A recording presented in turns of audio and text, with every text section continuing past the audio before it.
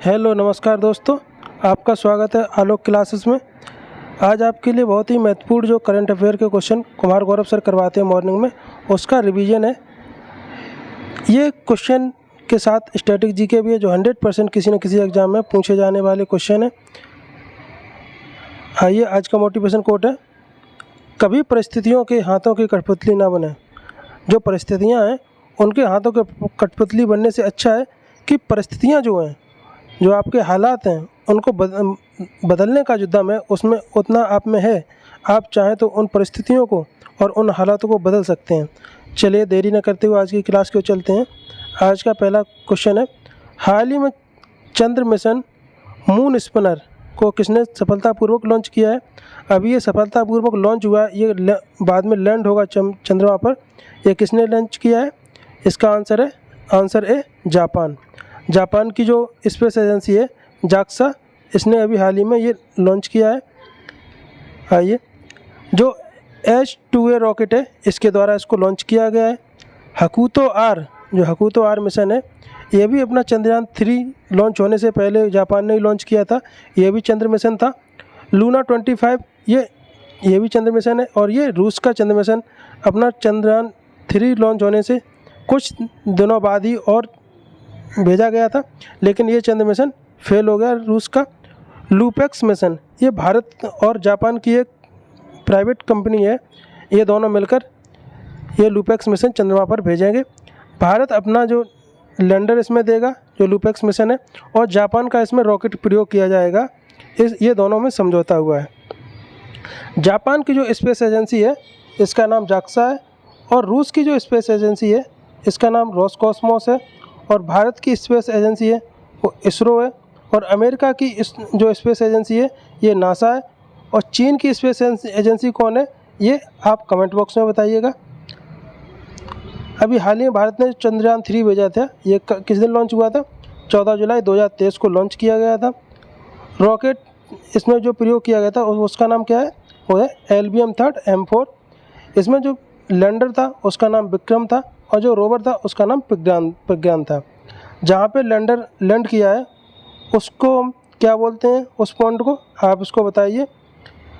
South pole पर land करने वाला जो भारत देश है, ये पहला विश्व का देश बन गया जो साउथ पोल पर लैंड किया है। साउथ पोल पर जो लैंड किया है भारत ने, वो 23 सितंबर 2023 को शाम को 6:04 पर लैंड हुआ है। आदित्य L1 मिशन, ये सूर्य मिशन है, ये भी भारत ने भेजा है। ये PSLV C57 के द्वारा भारत ने भेजा है। यह पृथ्वी से 15 लाख किलोमीटर की दूरी पर जो L1 कक्षा है यहाँ पे स्थापित किया जाएगा, और ये 24 घंटे सूर्य की निगरानी करेगा, और उसमें होने वाले परिवर्तन और बनने वाली ऊर्जा, और जो कोरोना है इसकी तापमान में क्या परिवर्तन, इस प्रकार इसकी जानकारी इकट्ठा करेगा। DSAR उपग्रह है, ये PSLV 56 के द्वारा सिंगापुर के कुछ उपग्रह भेजे गए थे, और DSAR भी भेजा गया था। जो NBS-01 है ये GSLV 12 के द्वारा भेजा गया था। ये नेविगेशन का सेकंड पीढ़ी का सिस्टम है। मंगलयान जो 2019 में भेजा गया था, ये PSLV C25 के द्वारा भेजा गया था। क्वेश्चन नंबर 2 है, हाल ही में भारतीय वायुसेना की पश्चिमी कमान ने कौन सा मेगा प्रशिक्षण अभ्यास किया है? जो भारतीय वायुसेना की पश्चिमी कमान है इसने कौन सा प्रशिक्षण अभ्यास किया है? इसका आंसर है आंसर त्रिशूल। ये प्रशिक्षण किया लेकिन ये फिर स्थगित कर दिया गया है। पश्चिमी कमान का जो मुख्यालय है ये राजस्थान में। ये जो त्रिशूल युद्ध अभ्यास होने वाला था, ये भारत, चीन और पाकिस्तान भारत की सीमा पर होने वाला था। जायद तलवार जो युद्ध अभ्यास है ये भारत और UAE के बीच होता है।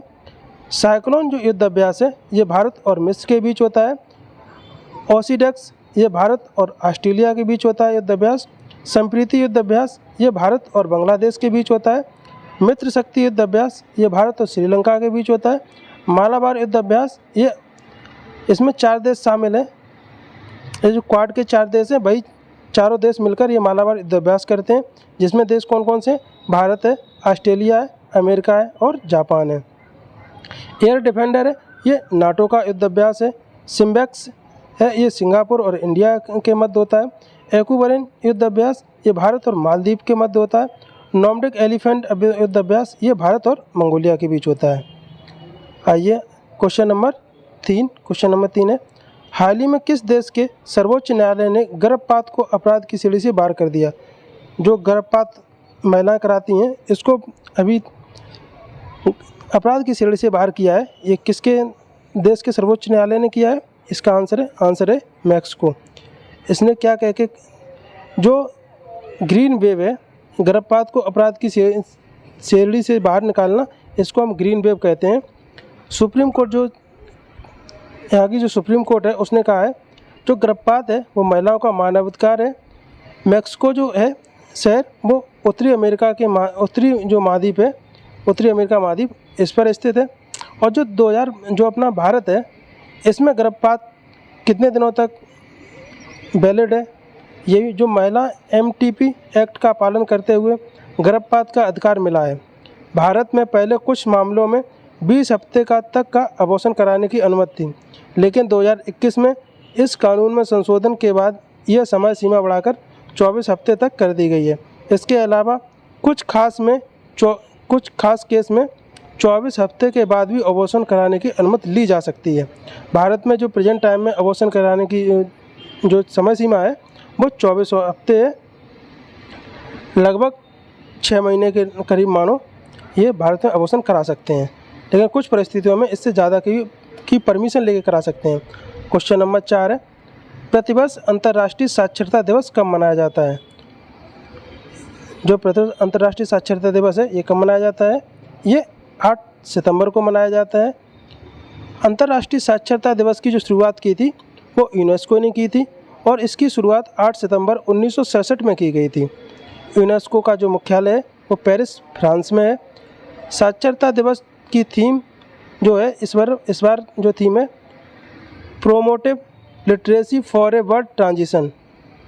इसकी थीम है promotive literacy for a world transition. कुल जो ST गोल रखे गए थे वो 17 ST गोल थे, जिसमें से पहला जो ST गोल था वो गरीबी को हटाओ था, दूसरा का था उसमें भुखमरी को हटाना था, और तीसरा जो चौथा था वो शिक्षा पर आधारित था। और जो SDG गोल हैं इनको पूरा करने का लक्ष्य 2015 से 2030 तक ये रखे गए हैं। अभी लेट्स मूव कॉमिक बुक जो लॉन्च की है ये यूनेस्को और NCERT ने मिलकर ये लॉन्च की थी, let's comic book.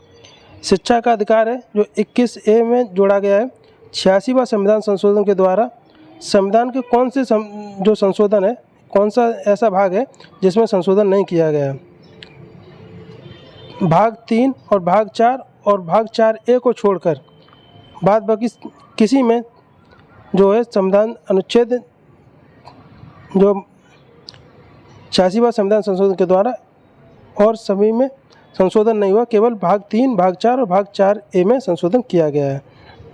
Question number 5 है, हाल ही में भारत का पहला UPI ATM किसने लॉन्च किया है? ये भारत का पहला UPI ATM है। ये किसने लॉन्च किया है? ये इसको लॉन्च किया है हिताची पेमेंट सर्विस।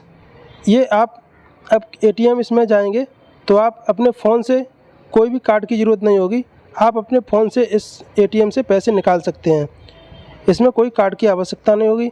ये जो हिताची पेमेंट सर्विस है ये जापान की कंपनी है, इसने और NPCI national payment corporation of India, इन दोनों ने मिलकर इसको शुरू किया है। यह जो वाइट लेबल ATM होगा, यानी वाइट लेबल ATM का मतलब होता है जिस ATM पर किसी भी बैंक का लोगो नहीं होगा, वो वाइट लेबल ATM बोलते हैं। जो UPI को लॉन्च करने वाला जो था वो किसने लॉन्च किया था? NPCI national payment corporation of India, इसने UPI को लॉन्च किया था।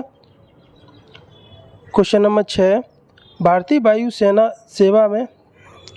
वायु सेना और drone federation of India Bharat drone शक्ति 2023 का आयोजन कहाँ करेंगे? जो भारतीय वायु सेना है और ड्रोन फेडरेशन ये दोनों मिलकर क्या करेंगे? भारत ड्रोन शक्ति 2023 का प्रदर्शन करेंगे। ये कहाँ पे किया जाएगा? ये गाज़ियाबाद उत्तर प्रदेश में किया जाएगा। ये दोनों का प्रशिक्षण होगा। भारत का जो पहला ग्लोबल फिनटेक समिट हुई थी जहाँ पर UPI ATM को लॉन्च किया गया था, जो UPI ATM है, इसको लॉन्च कहाँ पे किया गया था? ये मुंबई में किया गया था। और जो ग्लोबल फिनटेक समिट है इसमें हो रही है, इसमें किया गया। भारत ड्रोन शक्ति 2023 में एयरफोर्स और ड्रोन फेडरेशन मिलकर करने वाले हैं। यह हिंडन एयरवेज पर होने वाला है, जो गाज़ियाबाद में ज़िला में स्थित है। जो उत्तर प्रदेश में गाज़ियाबाद ज़िला है, यहाँ पे हिंडन एयरवेज है, यहाँ पे होने वाला है। मारू ड्रोन कंपनी ने अभी हाल ही में एक कृषि ड्रोन बनाया था जिसका नाम था 3655। ग्रीन बॉन्ड जारी करने वाला दूसरा शहर है वो इंदौर है, और ग्रीन बॉन्ड जारी करने वाला जो पहला शहर था वो गाज़ियाबाद उत्तर प्रदेश था। उत्तर पूर्वी जो परिषद का जो मुख्यालय है एयरफोर्स का, ये शिलोंग मेघालय में, और उत्तरी परिषद का मुख्यालय है वो दिल्ली में। पूर्वी परिषद का मुख्यालय एयरफोर्स का कोलकाता में। दक्षिणी परिषद का एयरफोर्स का मुख्यालय चेन्नई में। पश्चिमी परिषद का मुख्यालय ये मुंबई में, और मध्य परिषद का मुख्यालय है वो प्रयागराज उत्तर प्रदेश में है। क्वेश्चन नंबर 7 है, हाल ही में UIDAI ने ग्लोबल फिटनेस फेस्ट 2023 का आयोजन कहाँ किया गया? जो UIDAI है, जो आधार जारी करता है आधार कार्ड को, इसका जो ग्लोबल फिटनेस फेस्ट हुआ है 2023 का, ये कहाँ पे आयोजन किया गया है? इसका आंसर सी मुंबई। इसका आयोजन मुंबई में किया गया। जो फिनटेक्स है, फिनटेक्स का फुल फॉर्म होता है फाइनेंशियल टेक्नोलॉजी, और UIDAI का फुल फॉर्म है, ये क्या? Unified identification authority of India. ये जो UIDAI का फुल फॉर्म है।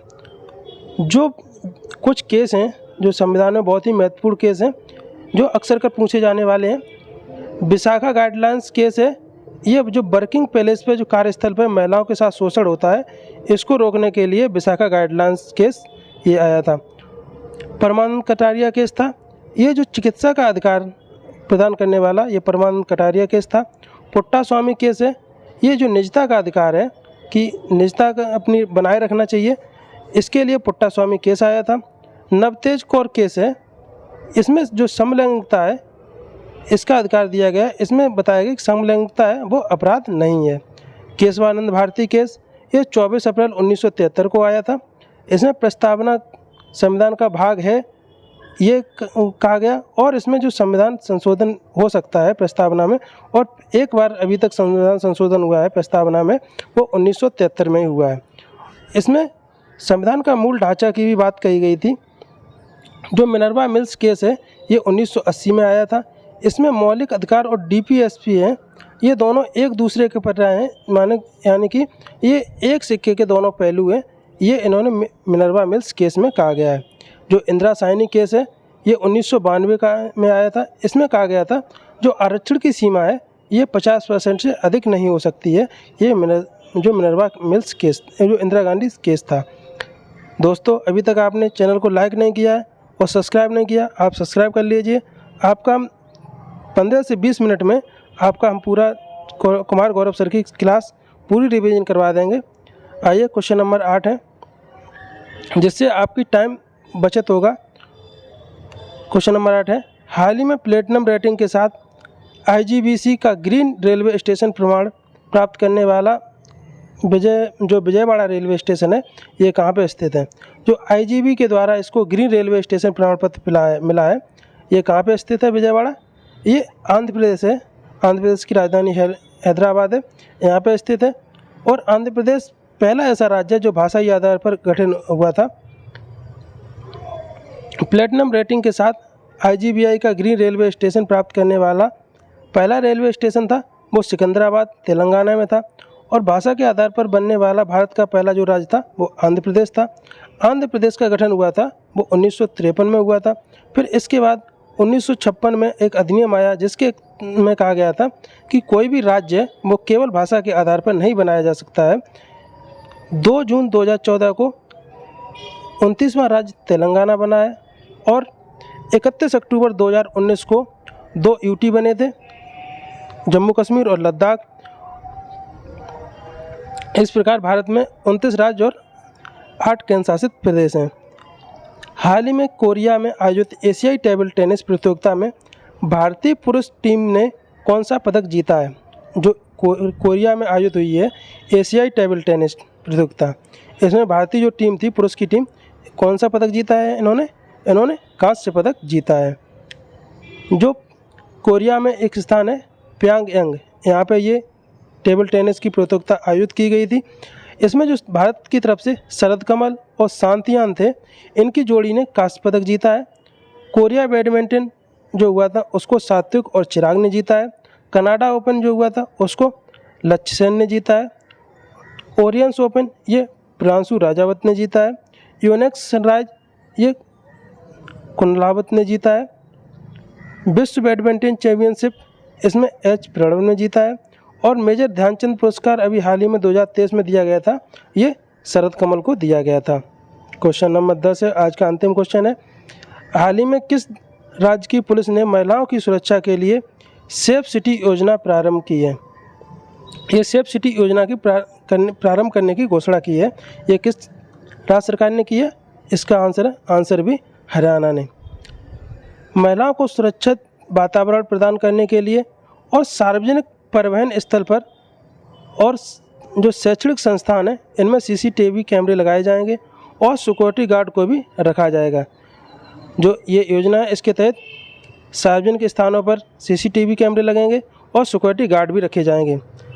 अभी हाल ही में सूरजकुंड मेला जो लगाया था, ये कहाँ पे लगता है? ये फरीदाबाद हरियाणा में लगता है। अंतर्राष्ट्रीय सौर संगठन का जो मुख्यालय है ये गुड़गांव हरियाणा में है। राखी गढ़ी है जो हड़प्पा सभ्यता का सबसे बड़ा जो म्यूजियम बनाने वाले हैं, ये कहाँ पे? ये भी हरियाणा में। और जो नई दिल्ली में जो भारत मंडपन है, इसके सामने दुनिया की सबसे ऊंची नटराज की प्रतिमा स्थापित की गई है। दोस्तों, आज की क्लास आपको कैसी लगी? क्लास आपको अच्छी लगी हो तो लाइक करिए और नहीं अच्छी लगी हो तो आप डिसलाइक करिए। आप ये प्रमाण दीजिए कि आप क्लास देखते हैं। बाद बाकी आप नए हैं तो चैनल को सब्सक्राइब कर लीजिए और बेल आइकन को दबा दीजिए, जिससे कि आपको नोटिफिकेशन मिलता रहे। और इसकी जो PDF है वो आलोक क्लासेस 77 पर आपको डेली यहाँ पे मिलती रहेगी, आपको PDF। थैंक यू, धन्यवाद।